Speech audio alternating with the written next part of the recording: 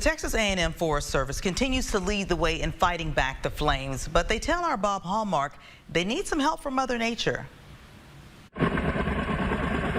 Panola, Rusk, Jasper, and Shelby counties have had massive woodland fires break out, all of them being fought by area fire departments and a large contingent from the Forest Service. We are spread all over the place. Over the last week, we've had a bunch of fire activity, and particularly large wildfires. 208 out of 254 Texas counties now have burn bans in effect as wildfire danger continues. We're really focusing on East Texas right now. East Texas is seeing, very elevated wildfire conditions. We're not near at the level of drought that we had in 2011, but because the temperature and the lack of precipitation was so stark this year, we're seeing record levels of fuel dryness.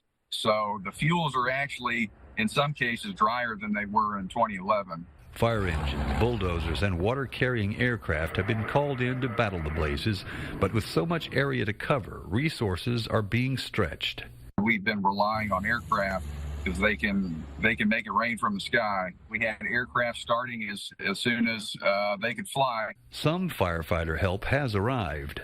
We bring in out-of-state resources. We've had folks from Georgia, from Florida. In spite of the Forest Service's enormous efforts at firefighting, the abundance of dry fuels such as grasses, shrubs, and trees keeps fire danger high. There's only one thing that can help them now. It would have to rain and rain a lot to get us back to, normal conditions. But until that comes, conditions remain prime for fire danger. We're also here to protect life and property, the public and their homes. So that's what we're trying to do. Bob Hallmark, East Texas News Weekend. He says the Jasper County fire has now burned more than 3,500 acres and is only 80% contained.